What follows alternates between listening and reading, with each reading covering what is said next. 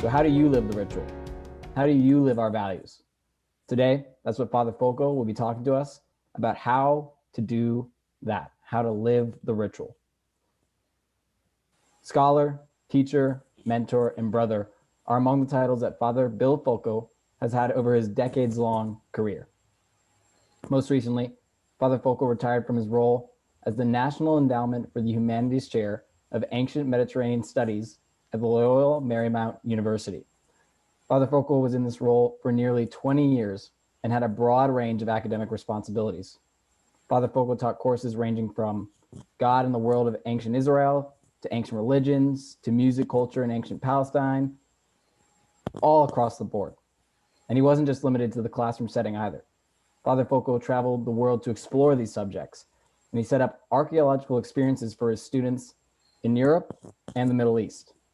His discoveries during these expeditions led to the creation of the LMU College of Liberal Arts Archaeology Center, a collection of museum-quality artifacts founded by Father Fulco. Due to his contributions to the university and its students, LMU recognized him with the Distinguished Teaching Presidential Award, one of the highest honors bestowed on faculty by the university. Outside of academic walls, Father Fulco's expertise made him a sought-out speaker and an advisor, and he provided the Aramaic and Latin of the 2004 Mel Gibson film, The Passion of Christ. Personally, Father Fulco was born in Los Angeles. He graduated from Loyola High School and joined the Society of Jesus in 1954. He was ordained in 1966. Father Fulco earned his PhD in Near Eastern Languages and Literature from Yale University. 30 years later, Father Fulco first intersected with Sigma Phi Epsilon at Loyola Marymount University. Brothers of the new SIGEP chapter on campus began to dominate Father Fulco's courses and sought out mentorship and guidance from him. Father Fulco became a faculty fellow and Renaissance brother for our California Chi chapter in 2002 and began organizing international archaeology trips with our brothers. In 2011, Father Fulco was recognized for his contributions to SIGEP and his professional field with the SIGEP Citation Award. Today, right now, Father Fulco will explain his connection to our ritual and discuss how he has seen its lessons manifest throughout his life.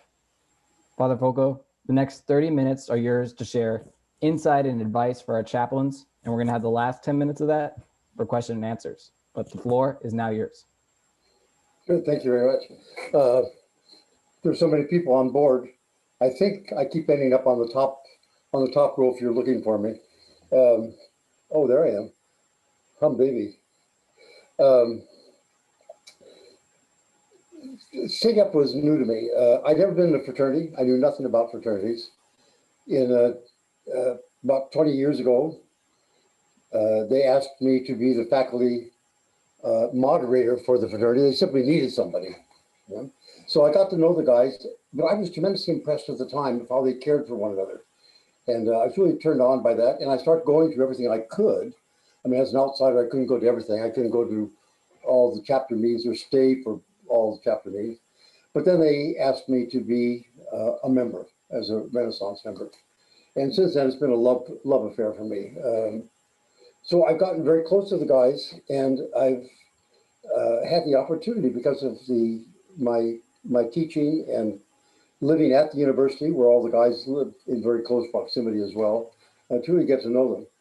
And in terms of our topic tonight of living a ritual, what I'd like to do is mention some experiences I've had, a few small experiences, and what their significance are in terms of living the ritual. You know, it's in all of our documents and in all of our planning together, it's always stressed that it is a brotherhood. It's, you know, we're supposed to have love for one another. It's not an I situation. If one is only looking for personal development, you know, you can get a book on self-help. It's a we thing. Is it the beauty of sharing experiences with one another? And the question is, how does that happen? So a couple of experiences that really, some caught me off guard, others informed me. One of the first I had was one of the brothers of a beta, one of the beta groups, there's more than one, so I won't identify the fraternity. A fellow who's a senior, so obviously the guys in fraternity would have known him for at least 4 years, 3 years, 4 years. He committed suicide. He always wanted to be in the military. He had a bad heart, and they kept refusing him to be any kind of a training thing with military. So the night they were getting ready for a chapter, it was a Sunday night, he lay in bed and he shot himself to the heart, almost punishing his heart for keeping it going. Well, needless to say, it was a traumatic event. I was just starting a series of lectures on vulnerability, and that very much got caught into that. But they asked me if I would be come to their prayer service of Beta, gathering all together in one chapel and sharing their memories of this guy. I was horrified. All they talked about was the times he was drunk. They mentioned a time that he needed condoms and couldn't, they were some strange place, or the stupid things he had done. And I said, here they lived together as a brotherhood for 4 years, or 3 years. And this is how they remember him. I mean, this is not, to my mind, this is not brotherhood. This is a casual sort of relationship. But this has shown up also frequently in the candle pass. We take candle pass very seriously in our chapter. Sometimes it'll go on for 2 or 3 days straight, and you stay up overnight trying to get in the candle pass. I remember one time when we had over 120 members, we had over 35, 40 people graduating, and some people, the candle pass would take an hour or two each. So it was quite an experience. But very frequently, the candle pass degenerated in the same sort of thing that Beta experience did. They remember when you did this, or the stupid thing. And again, my sense was, is this how you come to know and love and appreciate this guy? The stupid stuff, the times he made a fool of himself, the times it was really very funny at the time. This struck me as strange indeed. A third thing and final thing I want to bring up in that regard is the socialization. Now, fraternities, we do partying. That's what we do. And that's one of the functions. We do a lot of stuff. But we also have good times together and party. And if one is of age, one drinks frequently. Some don't. But very frequently, the socialization, either when just the brotherhood together, or when the guys get together with one of the sororities, which is, at least in our chapter, is a very common matrix for socialization. The conversation is usually greased by alcohol. Well, what can happen with this is that if that gets to be the normal way in which communication is facilitated, when that is taken away, have you really learned how to facilitate, how to talk with another person, unless it is somehow conditioned by a party atmosphere or by alcohol? Some of the guys, after graduation, discovered that now they're dating more seriously, or they're simply professionally relating to people. And the only way they could do it, they learned how to do it for a couple of years in the fraternity, which is too bad, was in a party atmosphere or with alcohol to facilitate the conversation. So that's another thing that struck me, is because there were some years, that is not a general thing that happens in our chapter, but it happened often enough that was worth noting. And it struck me then, and I still think a lot about it, is that this is not the kind of brotherly love, the kind of communication that we need in this part of the fraternity. Now, contrary groups. I in talking with the guys facilitating this, I mentioned that over the years, I tried every year to get together a group of seniors. We kept it on the low key because I don't want people to think, oh, you guys got to do something special. It's not good enough for you, But as a matter of fact, we gathered together a group of 7 or 8 seniors uh, and meet in person once a week for an entire year.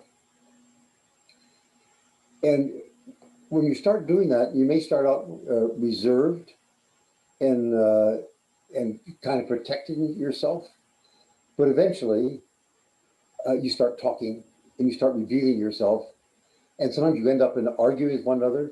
But what always happens is you become more and more vulnerable to one another.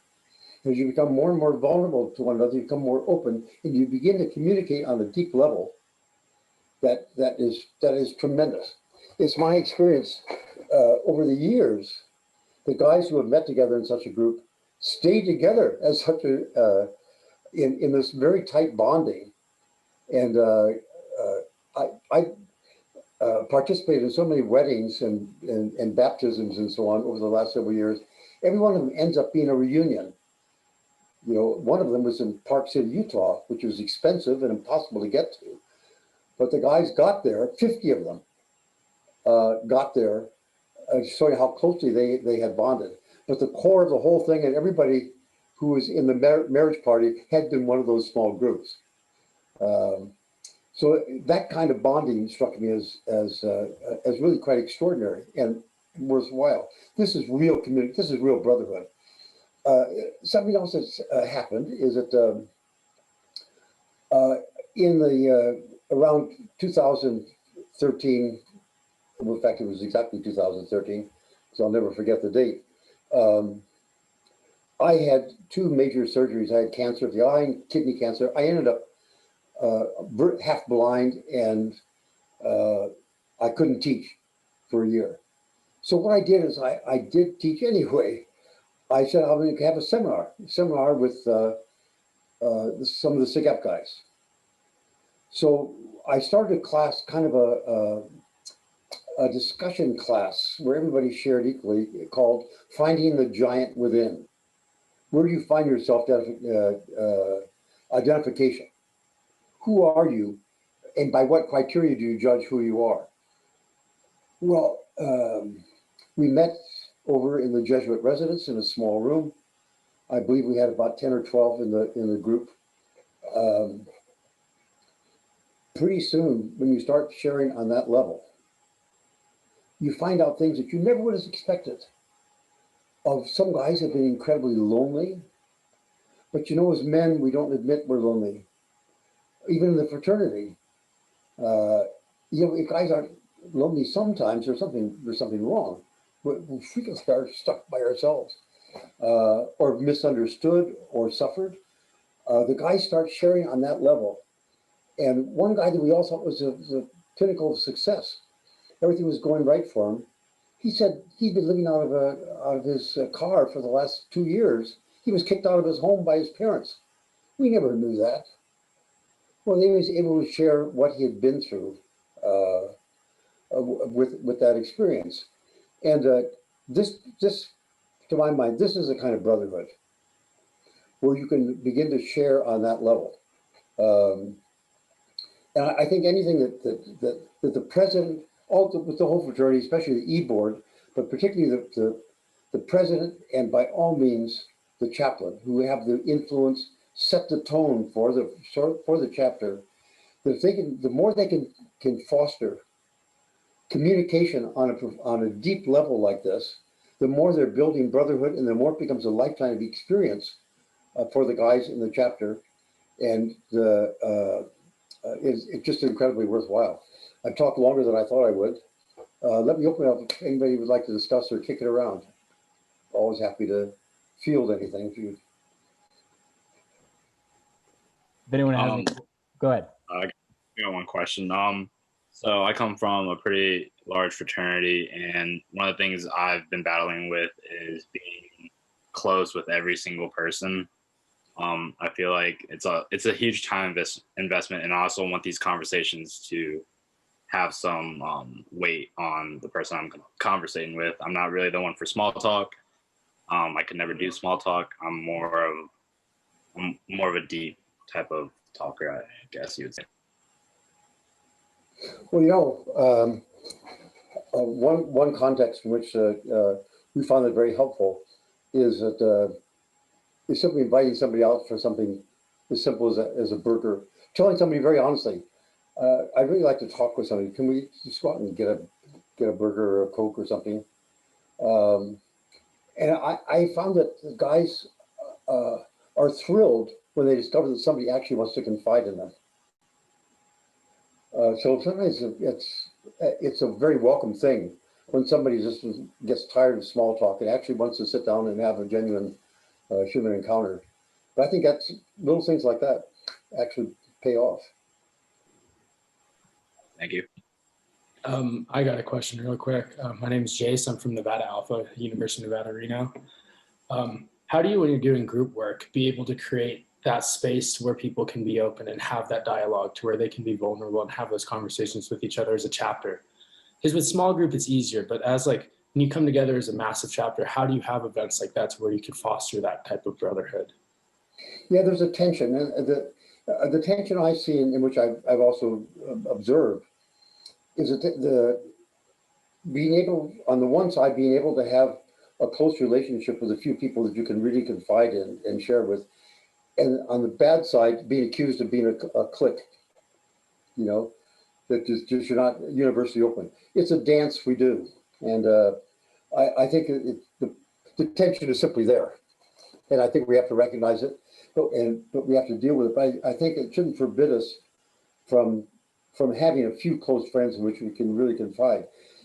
I think here is I was in a privileged position being a faculty moderator but being a member of the fraternity itself as a Renaissance brother.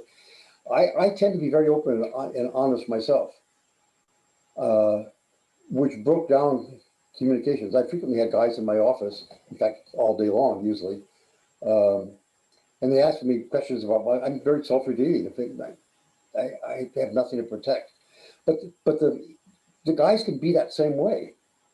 You know, it can just, especially the e-board can be that way, being very self-revealing, admit to failures, sometimes when things don't work, admit to the things that are troubling you. That creates an atmosphere in which you give other people permission to do the same thing. That doesn't resolve it doesn't really answer your question in a way, but just a perspective of something that I've been involved in. Being vulnerable is so important for giving other people permission to be vulnerable. Father Fulco, I would agree with that, and I can second that as a teacher. One of the fascinating things I did as a teacher was we had a business class that was about leadership.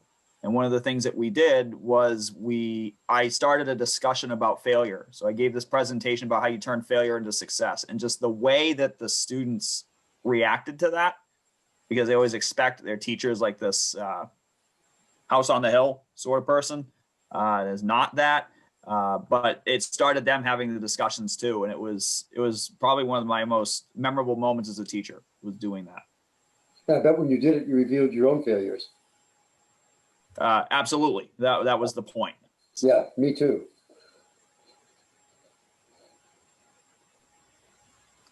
If anyone has additional questions, feel free to unmute, or if you type them in the chat, I can read them out loud, but please continue asking questions. Father Fulco, I had a question about what Candle Pass was. I'm not really familiar with what that is. If you could elaborate more on that.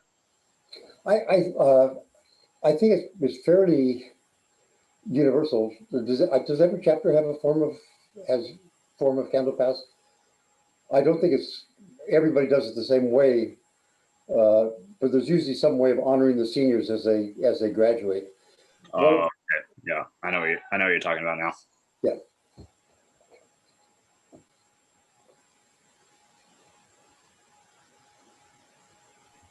A lot of you may know it as Hoop of Steel. There's a public ceremony that starts with that and then turns into that sort of Candle Pass moment. Right. Ours was a little more elaborate, in which each graduating senior would get up, light a candle, and people would then talk about him to his face, and the whole group would be there. The fortunate thing about it, it could be wonderful and very affirming. the unfortunate thing is it was interminable. I mean, some guys, especially if they had a high profile, the group would share for hours, and you kind of wanted to just kind of collapse. But it can be a beautiful thing. Hey, just out of curiosity, given that you became a brother through the Renaissance passage or pathway, I'm curious what your perspective on the ritual and your experience on that was, and I think just maybe just like your reaction to it, if you can recall that. Because I think, many of us, I would say 99% of those who are going through the ritual are younger, in the more traditional route. And so just curious, what was your kind of first reaction to that? Well, it's funny because the guys kept trying to get, when I was the faculty moderator for the fraternity, they kept trying to get me into the ritual to make me a Renaissance brother. I didn't know that. So they keep saying, can you stop by tonight at 10 o'clock, whatever? And I'd say, no, I've got too busy. So finally they kidnapped me. And they ran me through the major rituals all in one night. And I was stunned. And Interesting. in our chapter, they were very, very physical. So there was a sense of, I was in tears. Because there was a sense of I'm being cared for. These guys that I admire so much, they care for me. They want me to be part of them. But it was partly the physicality of it, which was very striking. So I was very moved by it. It brought a whole new dimension to me. I didn't know that dimension existed in the fraternity, but I sure did then. Yeah, because it's interesting. I remember I put through who was our faculty fellow at the time through the Renaissance, pathway as a Renaissance brother, and it's like, and I became his big brother, right? Although he was 10 years my senior. But I think very similar. His reaction to that was, it really served the way that he engaged with the members, because he was like, guys, do you have any idea how important this is? Like the ritual that you just went through, right? It really just brought a deep connection, and he really challenged the undergrads to see this in a totally different way. So that really points out how necessary it is to do the rituals well. And with sincerity, and not just as a an automatic thing. Boy, done well with that atmosphere, it's a very moving experience. Kind of to elaborate on what Mr. Scholes was saying, Father Fulco, just because you do have a background in religion, and you said you got your PhD at Yale in Uri studies, how is using that as a background comparatively when coming to the ritual? How did that also shape your experiences?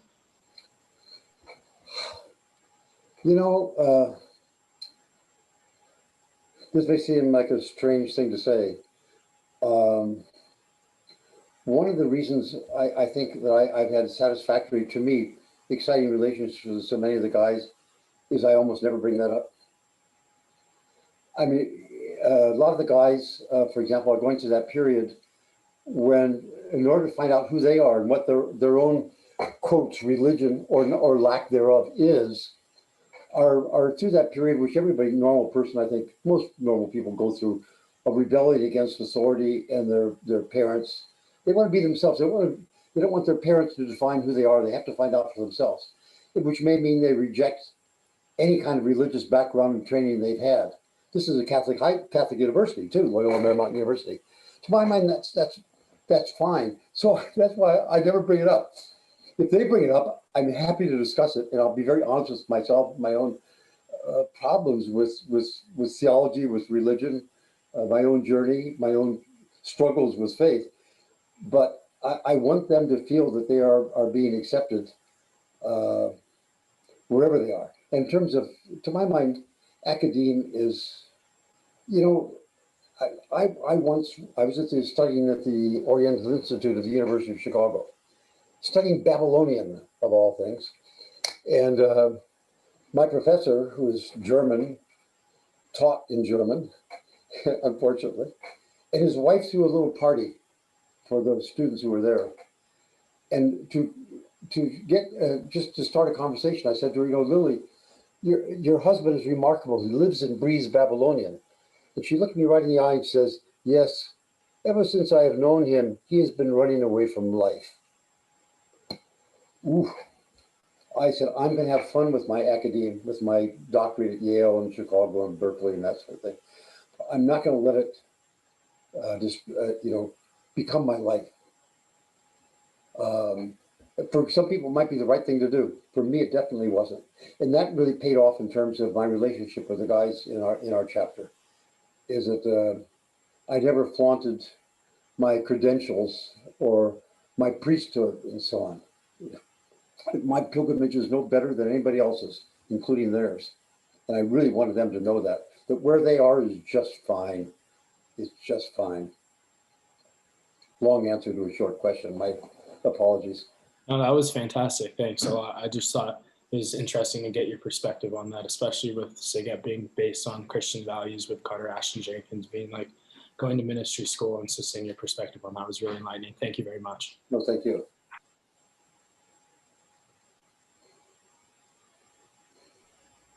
Father Fulco, I have a question. You touched on earlier that the wall behind you is filled with different photographs of SIGEP brothers or of SIGEP moments. If you turned around and had to pick one memory or meaningful relationship from the wall behind you, which one stands out to you right now in this moment? And could you touch on it a little bit? Yeah, I think I could. I probably can't see it from where I'm sitting. He's a fellow who, in my classes, I always wanted a lot of personal reflections. And this fellow, who now is a dear friend, I think the question I asked this time is, how did you end up as where you are now, in terms of your self-understanding? And this is a question of archaeology. I gave him questions like that. He wrote, and they had to write three-page papers. He wrote to me and said, I don't mean to put you in an awkward position. He said, my father died when I was in high school and I never recovered from it. He said, I've come to think of you as my father. Well, the relationship that has grown from that ever since, he's on the wall, his brother's on the wall. Even his mother's up there on the wall. Each of these guys is something really special. There's one that probably does show here, holding a baby. I'm his, did the marriage for him, but now I'm the godfather of his daughter, which is also very special to me. And the relationships that come out of this fraternity are astounding. Thank you. Does anyone have any other questions for Father Fulco? I have one question. Yes, Father Fulco, how do you, so I'm a full-time student, but I do desire to invest in my brothers and create that space like you were talking about for vulnerability. So just, any tips on how you balanced being a professor and a priest, but also investing in the SIGEPs at your campus, how I can do that as a full-time student, but also, wanting to invest in the guys on a deeper level. Yeah, I think partly was a question of attitude. What got me out of bed in the morning and kind of looking forward to the day was not my classes. For me, I mean, I had taught for 50 years at UC Berkeley, and it was second nature. So it was knowing that I would, during the day, that I would see these guys that really made me enthusiastic to get into the day. So that was a question of attitude, but that's simply an historical circumstance. That wouldn't be true of everybody. I think being open to it. I always kept my office open. I can only talk as a teacher now. I can't talk as a student anymore. And guys would stop in all the time. Well, sometimes I would have to prepare when I was working on that movie was crazy Mel Gibson. He is certifiably crazy, but he's a good friend. I had stuff to do. I had translations to do in Aramaic that evening, you know, and so spending hours sometimes with these guys, I would say, well, okay, I got all night to take care of the academic stuff, because I thought it was worth it. I thought it was worth it. I made kind of a resolution to myself that I would never say no to a conversation with one of the SIGEP guys. And that the academic thing, if the academic thing occasionally had to suffer, it's the way it is. So it was a question of attitude and priorities, I think. But I was still a pretty good teacher, I thought. Awesome. Thank you for elaborating on that. Thank you.